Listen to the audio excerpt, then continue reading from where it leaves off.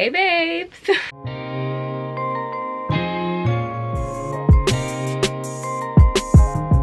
Alright, hey babes, welcome back to my channel. My name is Isha if you're new here, and if you are new here, I hope you stick around and subscribe for more videos from me. Today's video is going to be my March reading wrap up of 2024. Now, I don't know how this happened, but somehow, some way, I read 18 books. So, we're about to talk about them. I'm pulling in my Goodreads. If you want to follow me on my Goodreads, it'll be linked down below. Always. I'm out of breath. I have my tea. Let's talk about them. Okay, so we started up this month with a solid 4.5-star read with Done and Dusted. Hey guys, I put up reading this book for the longest time. I read halfway through and then I put it down. I tend to do that a lot. I don't know. I feel like when I have a lot going on, I can't concentrate on one storyline, so then I end up like reading like 3 or 4 different books at one time. Whatever, it doesn't matter. It doesn't matter. So I finished Done and Dusted this month and I rated 4.5 stars.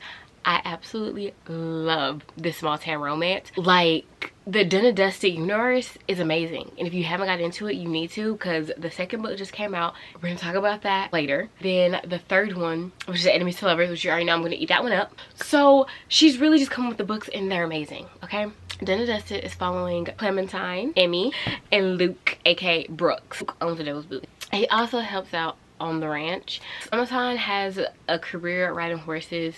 She ends up getting injured and coming back home. She doesn't really know if it's going to be permanent or if she's going to leave again and figure out her life again after getting hurt and being scared to get back on a horse. And like her whole life she's been on a horse. Grew up on a ranch, and Brooks is Clementine's both her brother's best friend. So she grew up around him. She literally could not stand him. So it started with amazingness. Like, it started with her going to the Devil's Boot. Also, the Devil's Boot is such a good name. Her little bar, saloon. Like, she really did her big one with that. Because I was driving one day in the car and I'm like, the Devil's Boot is such a good bar name. Like, I would go to the Devil's Boot. Like, imagine you being like, yeah girl, meet me at the Devil's Boot. What? Okay, so it started off with her going to the Devil's Boot and basically seeing Luke. He's in shock. He's basically down bad from the moment he sees her again. And I loved it. I ate it up. This man was in awe of Emmy the whole entire book, through and through, from the start to the end. This man was in it all with her. Luke and Emmy start hanging out. They both are like trying to find an attraction. At the beginning of the book, you know, they never last. Helping her get back into riding and fight her anxiety when it comes to getting back on a horse and riding. This book, I'm not gonna lie, I enjoyed my time in this. Okay, so the next one is My Year of Saying No. I really dove deep into Maxine's book. This one's following Lottie and Ab. This one's kind of a workplace romance. She's his virtual personal assistant. I rated this one about 3.75. I liked it, but it wasn't like mind-blowing, I love you, you know. They've been flirting back and forth through her being his personal assistant, helping plan an event. This is a really strong friends to lovers. They've been friends the whole time she's been working for him. Basically the whole year she made a pact, because the year before she made a pact of saying yes to everything, and this year was her year of saying no to anything that she didn't want to do, and I love that for her. The next one is Riley Thorne and the Dead Guy Next Door. Now, Lucy Square books always hit for me. They're always funny. They always have me laughing. They always just give me what I need to in a romance. But it's like a good chunk of the book, so you get a lot of detail, and I like that about. So this one's kind of different from any of her other books I've read from her. So this one's following Riley, and Riley is a psychic. She lives in an elderly home. Like, all her neighbors are elderly. They're all above 65. Ended up losing her job, living with old people, and divorced, and also got sued. She's also a psychic. Okay, so where it goes into Nick gets brought into the story. Private investigator is hired to look into Riley's neighbor. He has a vision that her neighbor next door is going to end up dying. She tried to prevent it. She became the #1 suspect. Nick is trying to figure out what happened too, because he got hired. So they end up working the case together. They end up fake dating. I enjoyed the book. I rated it about 4.5 stars. So I do recommend if you want a good time. So the next one was an accidental pregnancy. Okay, so I know that you know that accidental pregnancy is not a trope that I would normally willingly go into. I don't know what this year has done to me, but let me tell you, because I was trying to prepare myself for Ready or Not. That's why I listened to Liv. Yeah, it's following Liv and Luke. Liv and Luke were basically childhood best friends, and Liv ended up dating Luke's best friend. Luke had a crush on her from the first time he seen her. His best friend beat him to the punch, asked her out. Then they started going out from there. They were high school sweethearts, got married. His best friend passed passed away. Very sad and tragic, very upsetting for our homegirl. So at the funeral, Luke comes back into town to attend the funeral. Liv finds out that she's pregnant right before the first chapter. Liv's kind of broke. Luke's still in love with her. So somehow, some way, this is like a really short story. Somehow, some way, she ends up, and Luke has a girlfriend at the time. Would blow my mind if a man brought home a pregnant girl to live with him as a roommate when I've never heard of this best friend before. That would just blow my mind. But hey, she stuck around. Found Luke more and more attractive. Luke was there for her throughout the whole pregnancy, taking her appointments. He's rubbing her feet, her food, and you know the vibes. My only problem with the book, I read this one like 3.25. The fact that he was still in love with Liv and then continued to have a girlfriend. Now, personally, it isn't a cheating trope in this book, but I feel like emotionally he was cheating on his girlfriend. So I rated it 3.25. I'm just like, I can't condone this. Still continue to listen to it, but it kind of threw me. And I was just like, you know, I said this year that we were really gonna get into our self-help, self-care book. We did that again this month with The Source, The Secret of the Universe in Your Brain. It basically just talks about the way you think and the way the universe reacts to the way you think. I really like 3 stars because I feel like they're kind of getting repetitive. It's the universe telling me that I need to really ingrain into my head. Sorry, I spit. The next one was an audiobook and it was so good. It's The Starter X by Mia Sosa. Okay, so this one is following Vanessa and Jason. Now this is also set in New York. So you know, if a book is set in New York, we gonna eat it up. Vanessa ends up moving back to New York. She was living in Chicago. She ended up moving back in New York. And her sister, girls would hire Vanessa to basically be like the worst girlfriend in all mankind, so that the girls that actually wanted the boy would seem more appealing to the boy. And then so Vanessa's sister hires Vanessa, but she gets her sister to fake date Jason, Vanessa's sister's best friend's brother. Okay, no, follow me. So Vanessa is dating Jason, but she like pretended to date Jason, but the whole time she's pretending to date Jason, she's really falling for Jason and he's falling for her. I was just focusing around a whole lot of mess. Okay, that's what's going on. It's funny, it's entertaining, a little bit of spice. Yeah, it's all around a good read. Red When Grumpy Meets Sunshine. Now I thought this was, I don't know, this book was kind of hard to follow for me. It was a good book. I rated it 4 stars, right? I was getting confused a lot. I think that's my fault. So this book is following Alfie, I think that's how you say his name, and Mabel. So Alfie is a retired football player. Okay? I think they're in the UK because their slang very much so UK. Mabel is a ghostwriter. Alfie is trying to write his biography. Everyone that his manager tried to hire did not work. It ends up being the one that he hired. In the very first meeting, he rubbed her the wrong way. She's very much so sunshine, happy. I want to say he's grumpy, but he is grumpy. Like, he's really shy, and that's why he's super grumpy. He doesn't, like, he's very awkward and shy. He has a lot of funny parts in this book. So they end up becoming friends, end up getting photographed together. So they have to fake date. Also the fake dating trope. So they're fake dating. They're writing a book together, and it's Grumpy and Sunshine. It is a good book, but I just got confused. But it is a good book. The next one is Someone Else's Honeymoon. I rated this one like 3 stars. So the book starts off Charlie finding out that her boyfriend cheated on her breaking up with him, moving back home, and a whole makeover. She ends up going with her parents on their anniversary trip. That's where she meets Ed. Ed was supposed to be on like a Married at First Sight type thing, and the wife ditched him, so he went on the honeymoon by himself. It didn't really keep my interest that much. We are moving on to the next book, which is Ready or Not. Now this book was so good. It is not like Excellent Pregnancy, any of that. It was just not my thing, but this book really did make it worthwhile. Following Eve and Shep. Like, it starts off with her finding out that she's pregnant, and she's pregnant by her one night. This book is basically just following all of Eve going through the pregnancy, find out she's pregnant, all of her emotions, how everyone reacted in her life as well. But it also has Shep, which is Eve's best friend, Willow's brother. He is just amazing. This man was just so perfect. He made the whole book. He really was based in New York. Shep was the first one to be like extremely excited and happy for her. He was the first one that was like super excited and happy for her. He also is showing up all the time for her, calling her, making sure she's okay, checking in with her. I definitely read this 4.5 stars. Is Love at First Sight.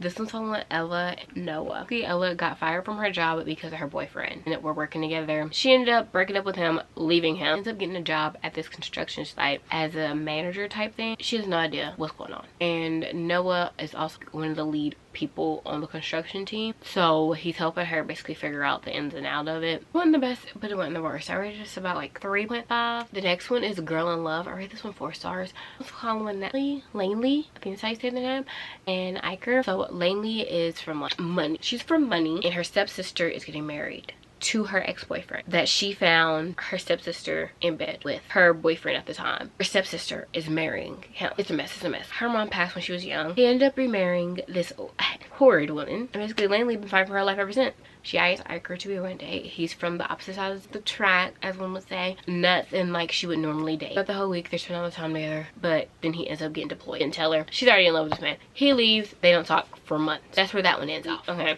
I don't know if it's a spoiler or not, but the second book, I'm about to talk about that one.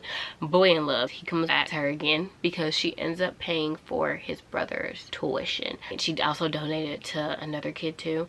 That's sweet of her. Love her. Love you, girl. They see each other at her graduation. She's dating someone else. He's super persistent, trying to win her back. Boy in Love, I rate about 3.75.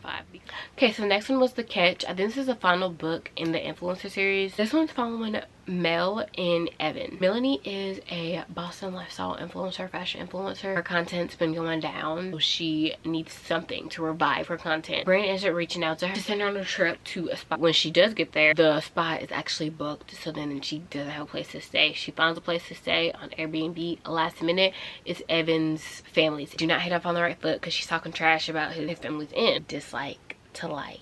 And this also has a fake dating trope in it as well. Towards the end, I felt like it was dragging a little bit. Okay, so I finished The Right Move, and this book is probably like one of my favorites. I absolutely love this book. This book is following Ryan and Indy. A trope, a fake dating trope, a best friend's brother trope. He's an NBA player, she's a romance reader, flight attendant, and just an all-around sunshine person. I love her. Also has like grumpy sunshine because he's like very closed off. So he's very private with his personal life. He doesn't date, and basically everything changes with Indy comes in the picture. He's still very private. He does start to like fall in love with her, and they start to fall in love with each other, and I really loved it. It was really cute. He was so caring, gentle, and attentive to the girls. Anything this girl said, this man paid attention to. Every little detail. Like, you know, at the beginning of the book, she moved in, she didn't have a bed. Next day, bed's delivered and built. He supposedly didn't want her there, but he still made sure that she had a bed brought up to the apartment and built for her when she got back. But you don't want her there. This part is what really like sold me on the book. One morning she was talking about how she doesn't like hot coffee. She explained how she doesn't like hot coffee. Now every morning he started to, after he made his coffee, he would make her a cup, put it in the fridge so it'd be cool for her when she got up, because she wakes up later than him. But like, that is one of the cutest things. And it's such a small thing, but it's one of the cutest things that this man did in the book. And it told me. I read this one 5 stars. Okay, so the next one is Swift and Saddled. This one was so cute. Now, this one's her romance. It's the second book in the, I think this is called the Blue Rebel Ranch series. This one's following Wes. Wes is the golden retriever of the family. Just the most loving, caring, gentle man. Okay, I loved him more than I loved Ada. Ada is the interior designer that Wes hired to redo the ranch that he's turned into an inn. Friends with Teddy, so everybody's like interconnected, which Teddy is Emmy's best friend. So Ada and Wes end up meeting the first time at the Devil's Boot. It's an attraction there immediately. Also, Weston has a cute little dog named Waylon. I don't think I'm saying his name. Basically, they're working on the ranch project together. She does not want to get involved with him because she's trying to build her career. 1, 2, she was divorced like 2 years ago. Like, she doesn't really date or trust men at all. He's her boss, so she's not trying to have any ties to him, and on top of that, she's trying to be professional. That doesn't last very long. He teaches her how to drive a stick. He quote, "I lose a guy in 10 days." That was one of the parts I was like, oh, he's just the best. I was reading the reviews and someone said that Ada needs therapy. They did not lie. Anytime she had any little bit of attachment, she hit the door. She was very much so avoidant. I still enjoyed the book. Yeah, I rated it 4.5 stars.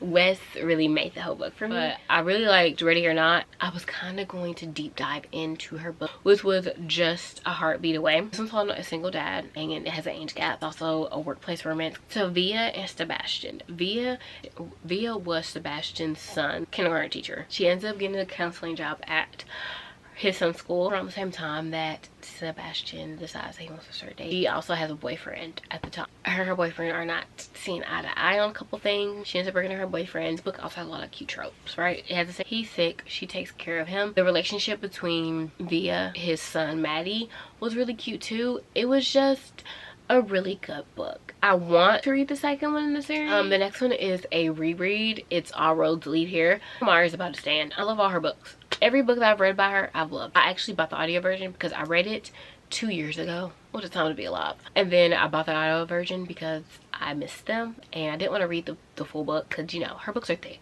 It's following Aurora and Tobias. Tobias is a single dad. Small time romance. Aurora just got out of a 10-year long relationship. Basically found the last place that she was like really truly happy. She was living with her mom. Her mom disappeared on a hike. Aurora found one of her mom's journals and she's trying to do all the hikes around her hometown. Ends up moving back to her old hometown. Yeah, she ends up renting Rose's apartment. Rose didn't know what was going on. He thought someone was breaking in because his son was the one who put the apartment on Airbnb. Yeah, this is a 5-star read for me. I love the book. The last one of March was Coach. I read this one a solid 4 stars. It was cute. It's a second chance romance, also a workplace romance, another single dad trope. Now this one's following Ford and Millie. Ford coming back to his old college state, be head coach of the football team. Millie works as a director for all things sports. They were in love with each other in college and something happened, aka Ford's baby, her friend ended up being pregnant, so he ended up cutting Millie out of his life. Years later, divorced, and he's back his old stomping ground of college. So they're working together. She's trying to avoid him. Okay, he's not having any of it. So the last book is This Could Be Us. This book, I rated 6 out of 5 stars. This book was absolutely the best book I've read all year. Could Be Us is on Soledad Barnes, Charles, period, and Dude Across. Soledad's scumbag husband had her down bad. He gets arrested. He gets put in jail. He also was cheating on her. They get a divorce. She's basically reclaiming her life. So she's on her self-love journey throughout the whole book. She's on her self-care journey. They both are single parents and they're both divorced. Judah has 2 kids he just loves so dearly and just loves them so hard. He's just amazing, okay? He really is just amazing. They both are, and I love the book so much.